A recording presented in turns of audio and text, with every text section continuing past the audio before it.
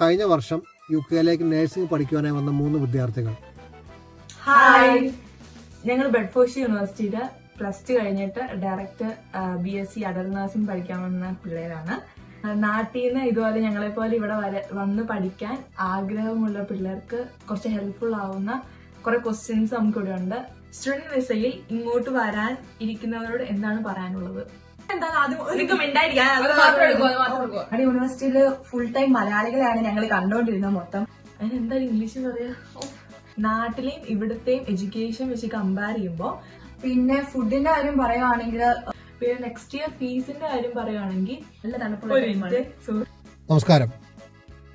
+2 പഠിക്കാൻ പോകുമ്പോൾ മുതൽ അല്ലെങ്കിൽ +2 പഠനം തീരാറാവുമ്പോൾ മുതൽ പഠിക്കുന്നവർക്കും മാതാപിതാക്കൾക്കും ഉള്ള ഒരുപോലെയുള്ള 2 സംശയങ്ങളാണ് അല്ലെങ്കിൽ ധർമ്മസങ്കടങ്ങളാണ്. എന്ത് പഠിക്കണം +2 കഴിഞ്ഞ്, അതുപോലെ എവിടെ പഠിക്കണം. എന്ത് പഠിക്കണം എന്നുള്ള കാര്യത്തിൽ തീരുമാനമായാൽ തന്നെ എവിടെ പഠിക്കണം എന്നുള്ള കാര്യത്തിൽ വല്ലാത്തൊരു കൺഫ്യൂഷൻ വരും. പല പല കാര്യങ്ങൾ കൊണ്ടാണ്. പൈസയുടെ കാര്യങ്ങളാണെങ്കിൽ പല പല കാര്യങ്ങൾ. വീട്ടിൽ നിന്ന് മാറി നിൽക്കണം, പിള്ളേർക്ക് ദൂരെ വീട്ടിൽ നിന്ന് മാറി നിൽക്കണമെന്നായിരിക്കും, മാതാപിതാക്കൾക്ക് ദൂരെ വിടാതിരിക്കണമെന്നായിരിക്കും. അങ്ങനെ പല പല കാരണങ്ങളുണ്ട്. ഇപ്പോൾ എൻ്റെ ഒരു കാലഘട്ടത്തിലൊക്കെ ആയിരുന്നുവെങ്കിൽ സാധാരണ ഉപരിപഠനം ചെയ്യുവാനായി +2 കഴിഞ്ഞ ഉടൻ തന്നെ ഒന്നുമില്ല കേരളത്തിൽ തന്നെ, അല്ലെങ്കിൽ നമ്മുടെ അയൽ സംസ്ഥാനങ്ങളായ കർണാടക, തമിഴ്നാട്, ആന്ധ്രാപ്രദേശ്, മഹാരാഷ്ട്ര തുടങ്ങിയ സ്ഥലങ്ങൾ, അല്ലെങ്കിൽ ഡൽഹി, അവിടെയൊക്കെ എന്തെങ്കിലും നല്ല കോഴ്സുകൾ പഠിക്കുക. അതൊക്കെ ആയിരുന്നു ഒരു രീതി.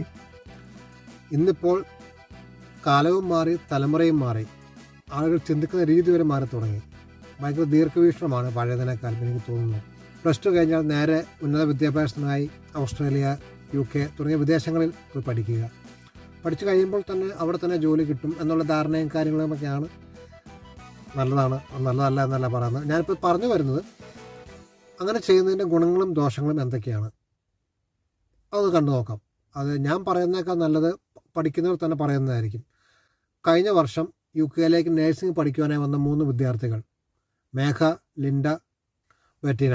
ഈ 3 വിദ്യാർത്ഥികൾ അവർ വരാനുണ്ടായ സാഹചര്യം, ഇവിടെ വന്നു കഴിഞ്ഞപ്പോഴുള്ള അവരുടെ അനുഭവങ്ങൾ, വന്നതിൻ്റെ ഗുണങ്ങളും ദോഷങ്ങളും എന്തെല്ലാം എന്ന് അവരുടെ അനുഭവത്തിൽ നിന്നും അവർ പറയുന്നത് നമുക്ക് എന്തൊക്കെയാണെന്ന് കേട്ട് നോക്കാം.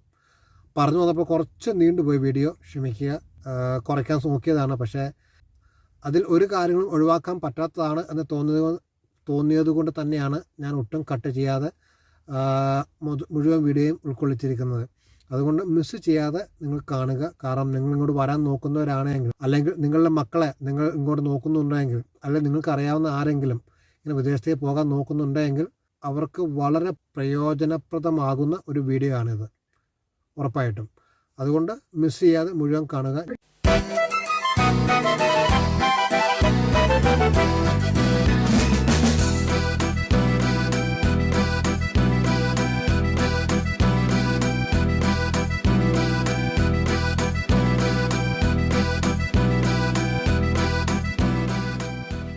അപ്പൊ നമുക്ക് നന്നായിട്ട് ഫസ്റ്റ് ക്വസ്റ്റ്യൻ, നഴ്സിംഗ് പഠിക്കാൻ ഇങ്ങോട്ട് വരാൻ തീരുമാനിക്കാൻ ഉള്ള കാരണം എന്തായിരുന്നു? ഫസ്റ്റ് റീസൺ എന്ന് പറഞ്ഞാൽ നാട്ടില് 4 ഇയേഴ്സ് കോഴ്സാണ്. പക്ഷെ ഇവിടെ BSc നഴ്സിംഗ് പഠിക്കാൻ 3 ഇയേഴ്സേ ഉള്ളൂ. ഈ 3 ഇയേഴ്സ് പഠിച്ചു കഴിയുമ്പോഴത്തേക്കും തന്നെ നമ്മളിവിടെ രജിസ്റ്റേർഡ് നേഴ്സായിട്ട് നമുക്ക് ജോലി കിട്ടും. സോ കൂടുതലും നഴ്സിംഗ് പഠിക്കുന്നവരുടെ ഉദ്ദേശം തന്നെ എബ്രോഡ് പോവുക എന്നുള്ളതാണ്. 4 വർഷം പഠിച്ചു കഴിഞ്ഞ് 2 വർഷത്തെ എക്സ്പീരിയൻസ്, അതെല്ലാം കഴിഞ്ഞ് ഇങ്ങോട്ട് വരുമ്പോഴത്തേക്കിനും അറ്റ്ലീസ്റ്റ് ഒരു 25-26 ഏജ് ആവും. പക്ഷെ ഇവിടെ 3 വർഷം കൊണ്ട് പഠിച്ച് +2 കഴിഞ്ഞ് ഞങ്ങൾ വന്ന. സോ 3 വർഷം പഠിച്ച ഒരു 21-22 ഇയേഴ്സ് ആകുമ്പോൾ ഞങ്ങൾക്ക് ഇവിടെ ഒരു ജോലി കിട്ടും. ഇവിടെ തന്നെ പഠിച്ചത് കൊണ്ട് ഇവിടെ ജോലി കിട്ടാൻ കുറച്ചുകൂടെ എളുപ്പമാണ്. പിന്നെ അത് മാത്രമല്ല, ഇവിടുത്തെ റൂൾസ്, റെഗുലേഷൻസ്, പ്രോട്ടോകോൾസ്, അങ്ങനത്തെ എല്ലാ കാര്യങ്ങളും നമ്മൾ യൂസ്ഡ് ആകുവാണ് ഇവിടെ പഠിച്ചതുകൊണ്ട്. സോ അതുകൊണ്ട് നമുക്ക് പെട്ടെന്ന് ഒരു ജോലി കിട്ടുക എന്നുള്ളൊരു സെറ്റപ്പ് വെച്ച് ഇത് ഭയങ്കര ഹെൽപ്ഫുൾ ആണ് ഇവിടെ വന്ന് പഠിക്കുന്നത്.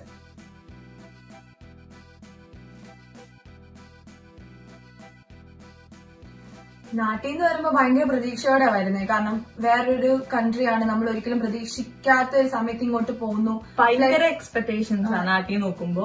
ഇവിടെ ഭയങ്കര സെറ്റപ്പും ഭയങ്കര അടിപൊളിയാണ്, അങ്ങനെയൊക്കെ വിചാരിച്ചതോടാണ് നാട്ടിൽ നിന്ന് പോരുന്നത്. പക്ഷെ ഇവിടെ എത്തിക്കഴിയുമ്പോഴത്തേക്കിനും ഉള്ള സ്ട്രഗിൾ അത്യാവശ്യം വലിയ രീതിയിൽ തന്നെ ഉണ്ട്. അഡ്വാൻറ്റേജസും ഉണ്ട്, അതേപോലെ തന്നെ ഡിസഡ്വാൻറ്റേജസും ഉണ്ട്. അഡ്വാൻറ്റേജസിന് ലിസ്റ്റ് എടുക്കുകയാണെങ്കിൽ വേഗം ജോലി കിട്ടും, തന്നെ ഇൻഡിപെൻഡന്റ് ആകും, സ്ട്രഗിൾസ് ഒക്കെ ഫേസ് ചെയ്ത് നമുക്ക് നിൽക്കാൻ പറ്റും. പിന്നെ കുറെ കാര്യങ്ങളുണ്ടെങ്കിലും കുറെ സ്കിൽസ് നമുക്ക് ഡെവലപ്പ് ആവും. നമ്മളുടെ ലൈഫിൽ ഒരുപാട് അത് ഉപകരിക്കും. പക്ഷെ at the same time disadvantages എന്ന് പറയുകയാണെങ്കിൽ വീട്ടിൽ നിന്നും തന്നെ മാറി നിൽക്കുക. ഇപ്പൊ നമ്മുടെയൊക്കെ ലൈഫില് ഇത്രയും നാള് നമ്മുടെ സ്വന്തം വീട്ടിൽ നിന്ന് ആദ്യമായിട്ടായിരിക്കും മാറി നിൽക്കുന്നത്. അപ്പൊ ഹോം സിക്നെസ് എന്ന് പറഞ്ഞ സാധനം ഭയങ്കരമായിട്ടുണ്ടാവും. പിന്നെ അടുത്ത പ്രശ്നം എന്ന് പറഞ്ഞാൽ പഠിത്തം, ജോലി, നമ്മളെ എല്ലാം കൂടി നമ്മൾ തന്നെ കൊണ്ടുപോകും. മണി മാനേജ്മെന്റ് എന്നുള്ള ഒരു ഭയങ്കര അത് ഭയങ്കര നമ്മൾ സ്ട്രഗിൾ. നമ്മൾ പഠിക്കുകയും വേണം, നമുക്ക് കൂടുതൽ അസൈൻമെന്റ്സ് വേണം, അത് മൊത്തം ചെയ്യണം. അതിന്റെ കൂടെ നമ്മൾ പാർട്ട് ടൈം ജോലി ചെയ്യണം.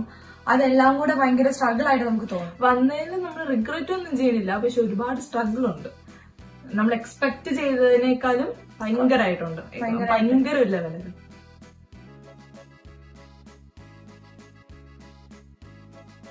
ഒരു പരിധി വരെ ആയിരുന്നു. ആ ഒരു 50% കാര്യങ്ങൾ അവർ പറഞ്ഞു തന്നിട്ടുണ്ടായിരുന്നു, 50% കാര്യങ്ങൾ അവർ പറഞ്ഞു തന്നിട്ടില്ലായിരുന്നു. ഫോർ എക്സാമ്പിൾ, നമുക്ക് ഇവിടെ വന്നിട്ട് ഇപ്പൊ അസൈൻമെന്റിനൊക്കെ പൊട്ടിക്കഴിഞ്ഞാല് റീടേക്ക് നാട്ടില് തിരിച്ചു പോയി 6 മാസം കഴിഞ്ഞ് വീണ്ടും നമ്മൾ വിസയൊക്കെ ചെയ്ത് അപ്ലൈ ചെയ്ത് തിരിച്ചു തന്നെ കാര്യമൊന്നും പറഞ്ഞിട്ടില്ലായിരുന്നു. പഠിച്ച് വേഗം പാസ്സാവാൻ കുഴപ്പമില്ല. പിന്നെ ഇവിടെ അത്യാവശ്യം പാടാണ് എന്നവര് പറഞ്ഞിട്ടുണ്ട്. പക്ഷെ ഇങ്ങനെ ഫുൾ ടൈം അസൈൻമെന്റ്സ് മാത്രമാണ്, എക്സാംസിനേക്കാളും കൂടുതൽ അസൈൻമെന്റ്സ് ആണ്. അങ്ങനെയൊന്നും ഭയങ്കര ഡീറ്റെയിൽ ആയിട്ട് അവർ പറഞ്ഞു തന്നിട്ടുണ്ടായിരുന്നില്ല. അതാണ് മെയിൻ. പിന്നെ എല്ലാ കാര്യങ്ങളും അവർ പറഞ്ഞ പോലെ അല്ലായിരുന്നു. ഒരു ലെവൽ വരെ ആയിരുന്നു കേട്ടോ. ഞങ്ങളുടെ മാം വന്നപ്പോ ഭയങ്കരമായിട്ട് നമുക്ക് പറഞ്ഞൊക്കെ തന്നെ ഇങ്ങനെ നിങ്ങൾ സൂക്ഷിക്കണം അങ്ങനെയുള്ള കാര്യങ്ങളൊക്കെ. അല്ലാണ്ട് ഇങ്ങനെ റീടേക്കിന്റെ കാര്യമൊന്നും ആരും പറഞ്ഞില്ലായിരുന്നു. ഇവിടെ വന്നു കഴിഞ്ഞ് ഫസ്റ്റ് ഞങ്ങൾ യൂണിവേഴ്സിറ്റി ചെന്നപ്പോഴാണ് ഞങ്ങളൊരു സീനിയർ ചേട്ടനെ റീടേക്കിന് വിട്ടു. അങ്ങനെയാണ് നമ്മൾ അറിഞ്ഞ ഇങ്ങനെ ഒരു കാര്യം ഉണ്ടെന്ന്. അപ്പൊ തന്നെ ഞെട്ടി. റീടേക്ക് എന്നാന്ന് വെച്ചാല് നമുക്ക് ഒരു യൂണിറ്റിന് ഒരു അസൈൻമെന്റ് ആണുള്ളത്, നോർമലി ഉള്ളത്. പിന്നെ ചിലപ്പോൾ ഒരു എക്സാമും കാണും. ഇപ്പൊ ഒരു അസൈൻമെന്റ് ഉള്ള ഇതിലാണെങ്കിൽ 2 പ്രാവശ്യം നമുക്ക് സബ്മിറ്റ് ചെയ്യാൻ പറ്റും. 2 അവസരമാണ് നമുക്കുള്ളത്. ആദ്യത്തെ പ്രാവശ്യം നമ്മൾ ഫെയിലായി, രണ്ടാമത്തെ പ്രാവശ്യം നമ്മൾ ഫെയിൽ ആയെങ്കിൽ ആ യൂണിറ്റിന് നമ്മൾ ടോട്ടലി ഫെയിലായി. അപ്പോ ഒരു യൂണിറ്റിന് ഫെയിൽ ആകുവാണെങ്കിൽ നമ്മൾ ആ സെമസ്റ്റർ ഫെയിൽ ആവുക എന്നുള്ള രീതിയിലാണ് ഇവർ എടുക്കുന്നത്. അങ്ങനെ ഫെയിൽ ആകുന്നവരെ നാട്ടിലേക്ക് തിരിച്ചുവിടും. കൂടുതലും 6 മാസത്തേക്ക് അവര് അവിടെ നിന്ന് കഴിഞ്ഞിട്ട്, ബിക്കോസ് ആ യൂണിറ്റ് അടുത്ത വർഷത്തേക്കാ വരുള്ളൂ. അപ്പൊ 6 മാസത്തെ ആ സമയം നമുക്ക് നിൽക്കാൻ പറ്റത്തില്ല. നെക്സ്റ്റ് ഇൻടേക്ക് വന്ന പിള്ളേരുടെ കൂടെയാണ് നമുക്ക് പിന്നെ അതൊന്നുകൂടെ എഴുതിയെടുക്കാൻ പറ്റത്തുള്ളൂ. സോ നമ്മൾ മണി പേ ചെയ്ത് വിസയൊക്കെ ആദ്യം തൊട്ടുള്ള എല്ലാ പ്രോസസ്സും നേരത്തെ ക്യാസ് വന്ന് ഇവിടെ നമ്മൾ വരാൻ സെയിം പ്രോസസ്സിംഗും നടത്തി കഴിഞ്ഞ് നമ്മൾ തിരിച്ചു വരുള്ളൂ.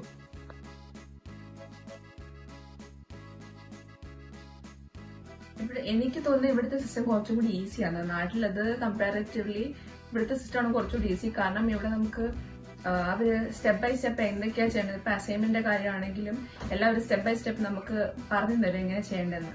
നാട്ടിലതാണെങ്കിൽ നമുക്ക് കുറെ പഠിക്കാനുണ്ട്, അതേപോലെ തന്നെ കുറെ പ്രാക്ടിക്കൽസ് ഉണ്ട്, നമ്മൾ ചെയ്യാനായിട്ട് കുറെ കാര്യങ്ങളുണ്ട്. അതുകൊണ്ട് എനിക്ക് തോന്നുന്നു എനിക്ക് കുറച്ചുകൂടി കംഫർട്ടബിൾ ഇവിടുത്തെ സിസ്റ്റം ആയിട്ടാണ് എനിക്ക് തോന്നിയത്. എനിക്ക് ഇവിടുത്തെ സിസ്റ്റം കുറച്ചുകൂടെ ഈസി ആയിട്ടാണ് തോന്നുന്നത്. കാരണം നാട്ടിൽ കൂടുതലും നമ്മൾ കുറെ കാര്യങ്ങൾ പഠിക്കണം. ഇവിടെ എന്ന് പറഞ്ഞാൽ അങ്ങനെ പഠിത്തത്തിനേക്കാൾ കൂടുതൽ ഇവരെങ്ങനെ നമ്മൾ ചെയ്യുന്നത് അതൊക്കെ നമ്മൾ കൂടുതൽ കാണിക്കുന്നത്. സ്കിൽസിനാണ് ഇവിടെ ഇമ്പോർട്ടൻസ് കൂടുതൽ. നാട്ടിൽ എന്ന് പറയുകയാണെങ്കിൽ നമുക്ക് എല്ലാ കാര്യങ്ങളെ കുറിച്ചും കറക്റ്റ് എല്ലാം നമ്മുടെ ബയോളജി ഒക്കെ ഫിസിയോളജിയും അനാട്ടമിയും ഒക്കെ കറക്റ്റ് ആയിട്ട് നമുക്ക് അറിയാൻ പറ്റും. പക്ഷെ ഇവിടെ അത്രയും നമ്മൾ പഠിക്കുന്നില്ല. അസൈൻമെന്റ് ഒക്കെ ചെയ്യണുള്ളൂ. അസൈൻമെന്റ് ചെയ്യണ കാര്യമൊക്കെ പറയുകയാണെങ്കിൽ നമുക്ക് തന്നെ ചെയ്യാവുന്നുള്ളൂ. പക്ഷെ ഈ നമുക്കിവിടെ ജോലി പാർട്ട് ടൈമിന്റെ ഒപ്പം പോകുമ്പോൾ ഉണ്ടാകുന്ന ബുദ്ധിമുട്ടും അതിന്റെ ഇടയ്ക്കുള്ള പഠിത്തവും അങ്ങനെയൊക്കെ വെച്ച് നോക്കുമ്പോൾ കുറച്ച് നമുക്ക് പാടായിട്ട് തോന്നും. പക്ഷെ സംഭവം ശരിക്കും എളുപ്പമാണ്. പക്ഷെ അത് നമുക്ക് മാറ്റി വെച്ച് പാർട്ട് ടൈമും ഒക്കെ നോക്കി ടൈം മാനേജ്മെന്റ് ഭയങ്കര ഇമ്പോർട്ടന്റ് ആ കാര്യത്തിൽ. അങ്ങനെ വരുവാണെങ്കിൽ പഠിത്തം. ഇവിടെ അത് മാത്രമല്ല, ഇവിടെ കുറച്ച് ടൈമേ ക്ലാസ് ഉള്ളൂ, കൂടുതൽ ടൈം നമുക്ക് പ്രാക്ടിക്കൽ ആണ്. നമ്മൾ സ്വന്തമായിട്ട് വർക്ക് ചെയ്ത് അതെ ഹോസ്പിറ്റലിൽ നമുക്ക് പ്ലേസ്മെന്റിന് വിടും. അപ്പൊ നമ്മള് ശരിക്കും പ്ലേസ്മെന്റ് കണ്ട് അവിടുത്തെ നഴ്സുമാരുടെ കൂടെ നമ്മൾ കുറെ കാര്യങ്ങൾ അങ്ങനെയാ പഠിക്കുന്നത്.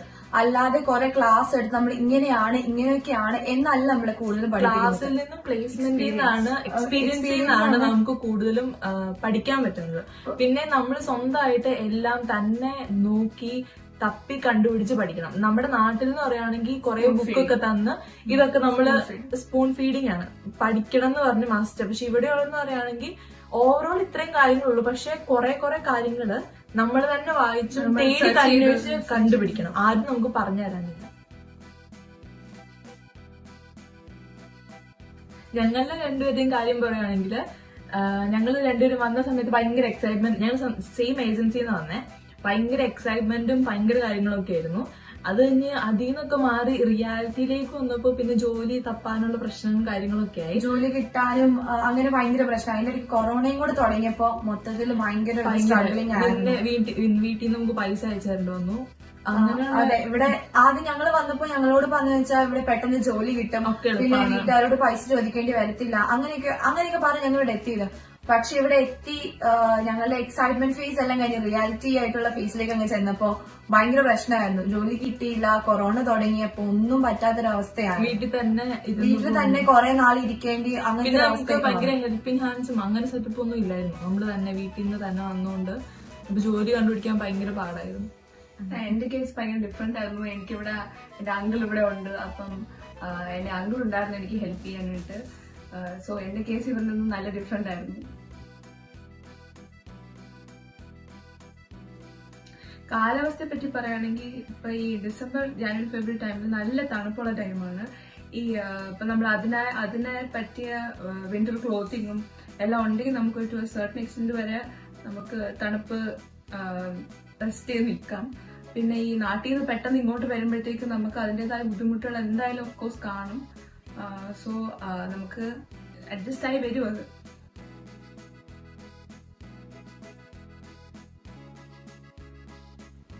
പഠിത്തത്തിന്റെ കാര്യമാണെങ്കിൽ ഞങ്ങൾക്ക് 5 ദിവസം ക്ലാസ് കാണും, പിന്നെ ആകെ 2 ദിവസം ഞങ്ങൾക്ക് വർക്ക് ചെയ്യാൻ ടൈം കിട്ടത്തുള്ളൂ. ഇവിടുത്തെ വർക്ക് ചെയ്യാൻ സ്റ്റുഡൻസിന് 20 hours ആണ് നമുക്ക് ലീഗലി പറയുന്നത്. അപ്പോ 5 ദിവസത്തെ ക്ലാസ്സും 2 ദിവസത്തെ വർക്കും എന്ന് പറയുമ്പോഴത്തേനും ഒരാഴ്ച കംപ്ലീറ്റ്ലി തീരും. അങ്ങനെ അത്യാവശ്യം നല്ല സ്ട്രഗിൾ ആണ്. പിന്നെ ഫുഡിന്റെ കാര്യം പറയുവാണെങ്കിൽ ഞങ്ങൾ എല്ലാവരും കൂടെ ഒരുമിച്ച് കുക്കിംഗ് അങ്ങനെയൊക്കെയാണ്. ഇപ്പൊ വീട്ടിലുള്ള എല്ലാവരും കൂടെ ഒരുമിച്ച് കുക്കിംഗ്, പിന്നെ ആദ്യം ഇവിടെ വരുമ്പോഴത്തേക്കിനും ബ്രെഡ്, ടോസ്റ്റ് അങ്ങനത്തെയൊക്കെ ഉണ്ടാവും. അങ്ങനെയൊക്കെയാണ് കൂടുതലും ഞങ്ങൾ കഴിച്ചുകൊണ്ടിരുന്നത്. ഇപ്പൊ ബ്രെഡ് ഒന്നും അങ്ങനെ കഴിക്കാൻ ഇഷ്ടമില്ലാത്ത ആൾക്കാർക്ക് ഭയങ്കര പ്രശ്നമായിരുന്നു. അങ്ങനെയൊക്കെ ആയിരുന്നു. പിന്നെ അതെല്ലാം പയ്യെ ഞങ്ങൾ യൂസ്ഡ് ആയി. പിന്നെ കൊറോണ വന്നപ്പോ എല്ലാം ഓൺലൈൻ ക്ലാസ്സസിലേക്ക് അങ്ങനെ പിന്നെ മാറുമായിരുന്നു. ഫുഡ് എന്തായാലും ഭയങ്കരമായിട്ട് മിസ് ചെയ്യും. അത് എന്ത് പറഞ്ഞാലും അത് ഭയങ്കര ടേസ്റ്റുള്ള സാധനമായിരുന്നു. അതിന്റെ വില നമുക്ക് ഇവിടെ വരുമ്പോഴേ മനസ്സിലാവുള്ളൂ. ഉണ്ടാക്കാൻ പറ്റും, പക്ഷെ നമുക്ക് ഇപ്പൊ ഉണ്ടാക്കാൻ അറിയില്ലാത്ത ആൾക്കാരാണെങ്കിൽ നമ്മൾ ഇവിടെ ഫസ്റ്റ് വന്ന് ഭയങ്കര സ്ട്രഗിൾ ആയിരിക്കും. പിന്നെ നമ്മൾ പഠിക്കും, തന്നെ ഉണ്ടാക്കാൻ പഠിച്ചു കഴിയുമ്പോൾ പിന്നെ കുഴപ്പമില്ല, നമുക്ക് ഇഷ്ടമുള്ള. പിന്നെ ഒന്നും സമയം കിട്ടത്തില്ല. വേറൊരു കാര്യം, എന്തൊക്കെ ഇഷ്ടമുണ്ടെന്ന് പറഞ്ഞാലും സമയം കണ്ടെത്തി അത് ഉണ്ടാക്കുക അത് ഭയങ്കര പാടുള്ള.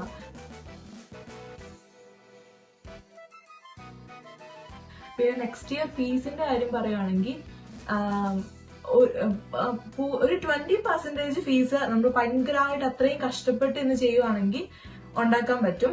പക്ഷെ ഇപ്പൊ കൊറോണ ഒക്കെ ആയത് ഇപ്പൊ നിങ്ങൾക്ക് ഓൺലൈൻ ക്ലാസ് ഒക്കെയാ, അപ്പൊ നമുക്ക് ജോലിക്ക് പോയി ഫീസ് ഉണ്ടാക്കാം. പക്ഷെ ഫീസിന്, അതായത് 20%ന്റെ കാര്യമായിട്ടാ പറഞ്ഞത്. അതല്ലാതെ ഈ 5 days ക്ലാസ്സും ബാക്കി 2 ദിവസം ജോലിക്കും കൂടെ പോയി കഴിയുമ്പോൾ പിന്നെ നമുക്ക് എക്സ്ട്രാ എമൗണ്ട് ഒന്നും ഉണ്ടാക്കാൻ പറ്റില്ല. അപ്പോ ഇവിടെ വന്നിട്ട് ഫീസ് ഉണ്ടാക്കാം എന്ന് പ്രതീക്ഷിച്ച് ആരും വരാതിരിക്കുകയാണ് ഏറ്റവും നല്ല കാര്യം. നാട്ടിലെയും ഇവിടത്തെയും എഡ്യൂക്കേഷൻ വെച്ച് കമ്പയർ ചെയ്യുമ്പോൾ നാട്ടിലെ പഠിക്കുന്നവർക്കാണ് കുറച്ചും കൂടെ അറിവ് കൂടുതലുള്ളത്. ഇപ്പോൾ നമ്മുടെ ഹോസ്പിറ്റലിൽ തന്നെയുള്ള ഇവിടുത്തെ നഴ്സുമാരും നാട്ടിൽ നിന്ന് വന്ന നഴ്സുമാരും തമ്മിൽ വെച്ച് കമ്പയർ ചെയ്യുമ്പോൾ നമ്മുടെ നാട്ടിൽ നിന്ന് വന്ന നഴ്സുമാർക്കാണ് കുറച്ചും കൂടെ കാര്യങ്ങളെ കുറിച്ചുള്ള അറിവ് കൂടുതലുള്ളത്. അതിന് കാരണമുണ്ട്. നമ്മളിപ്പോ ഞാൻ പഠിക്കുന്ന അഡൽട്ട് നഴ്സിംഗ് ആണ്. ഇവിടെ ചൈൽഡ് നഴ്സിംഗും ഉണ്ട്, at the same time mental ഹെൽത്തിന്റെ നഴ്സുമാരുണ്ട്. ഒക്കെ സ്പെഷ്യലൈസേഷനാണ്. ഞാൻ അഡൽട്ടിനെ കുറിച്ചുള്ള കാര്യങ്ങൾ മാത്രമേ പഠിക്കുന്നുള്ളൂ. ഇപ്പൊ നാട്ടിൽ നിന്നുള്ള അങ്ങനെ ഒരു സ്പെഷ്യലൈസേഷൻ ഒന്നും ഇല്ലല്ലോ. എല്ലാ കാര്യങ്ങളും എല്ലാം പഠിക്കുന്നുണ്ട് അവര്. ഇവിടെ എന്ന് പറഞ്ഞാൽ അങ്ങനെയല്ല, അതൊരു ബിഗ് ഡിഫറൻസ് തന്നെയാണ്. അവരോട് പറയാനുള്ളതെന്ന് പറയുമ്പോ ഭയങ്കര എക്സ്പെക്ടേഷൻ ആയിരിക്കും ഇവിടെ വരാനേ മുമ്പ്. ഇവിടെ വന്നു കഴിയുമ്പോ ഭയങ്കര ഒരു സന്തോഷവും. നമ്മള് ഹോളിവുഡ് ഫിലിം എല്ലാം കണ്ടിട്ട് അങ്ങനെയായിരിക്കും നമ്മുടെ ലൈഫ്, അതായിരിക്കും നമ്മുടെ ചുറ്റുപാടും എന്ന് വിചാരിച്ച് ഒരിക്കലും ഇങ്ങോട്ട് പഠിക്കാൻ കയറി വരാൻ പാടില്ല. കാരണം അതൊന്നും അല്ല റിയാലിറ്റി. നമ്മള് സിനിമയിൽ കാണുന്ന എല്ലാം അവിടെ എവിടെയൊക്കെ പോകുമ്പോൾ നമുക്ക് അങ്ങനത്തെ സ്ഥലങ്ങളും അല്ലെങ്കിൽ അങ്ങനെയൊക്കെ കാണാൻ പറ്റുമായിരിക്കും. പക്ഷെ നമ്മൾ പഠിക്കാൻ ചെല്ലുന്നിടം ഫുൾ ഇംഗ്ലീഷുകാരുടെ കൂടെ ആയിരിക്കും. അങ്ങനെ നമുക്ക് ഒരിക്കലും ഇംഗ്ലീഷുകാരൊക്കെ ഏറ്റവും കുറവായിരിക്കും. ബാക്കി ആൾക്കാരായിരിക്കും നമ്മൾ കൂടുതലും കാണുന്നത്. ഞങ്ങളുടെ യൂണിവേഴ്സിറ്റിയിൽ ഫുൾ ടൈം മലയാളികളെയാണ് ഞങ്ങൾ കണ്ടുകൊണ്ടിരുന്നത് മൊത്തം. പിന്നെ അല്ലെങ്കിൽ നോർത്ത് ഇന്ത്യൻസ് അങ്ങനെയൊക്കെ ഉള്ളവരാണ് ഇവിടെ കൂടുതലും ഞങ്ങൾ വന്നപ്പോ ഞങ്ങൾ കണ്ടത്. നാട്ടിൽ തന്നെ ഒരു ഫീലിംഗും സെറ്റപ്പും ഒക്കെ തന്നെയായിരുന്നു ഇവിടെ വന്നപ്പോ. പിന്നെ നാട്ടിൽ നിന്ന് നമുക്ക് വരുമ്പോ ഒരുപാട് എക്സ്പെക്ടേഷൻസ് ഉണ്ടാവും. ഇവിടെ വന്നു കഴിയുമ്പോ ഒരുപാട് എന്താ പറയാ കുറെ എക്സ്പെക്ടേഷൻസ് കാണും. പക്ഷെ അങ്ങനെയൊന്നും ആയിരിക്കത്തില്ല നമ്മുടെ ലൈഫ്.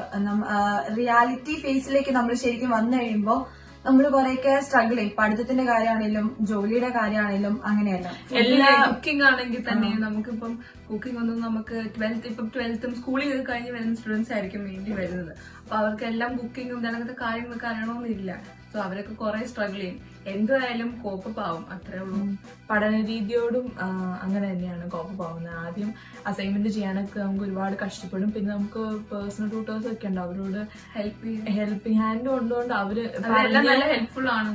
പറഞ്ഞ അതിന്റെ ആ രീതിയും ആ ഒരു മെത്തേഡൊക്കെ നമുക്ക് മനസ്സിലാക്കി കഴിയുമ്പോ പിന്നെ നമ്മൾ അതിനോട് നോർമലി കോപ്പ് ആയിരുന്നു. പിന്നെ ഒരു 2 അസൈൻമെന്റ് ഒക്കെ ചെയ്ത് കഴിഞ്ഞ് ഒരു 3ാമത്തെ അസൈൻമെന്റ് ഒക്കെ ആകുമ്പോഴത്തേനും നമ്മൾ ഏകദേശം കോപ്പ് ചെയ്ത് ഏകദേശം നമുക്കൊരു ഇവിടെ വന്ന് സെറ്റിൽ ആവും. നമ്മൾ ഒരു അറൌണ്ട് ഒരു 3-4 മാസം ആകും നമ്മൾ ഏകദേശം കറക്റ്റ് ജോലിയായിട്ടും പഠിത്തമായിട്ടും നമ്മുടെ ഫുഡുമായിട്ടും എല്ലാം കോപ്പ് ചെയ്ത് ഏകദേശം ഒന്ന് സെറ്റിൽ ആവാൻ. അതുവരെ നമ്മൾ സ്ട്രഗിൾ ചെയ്യും.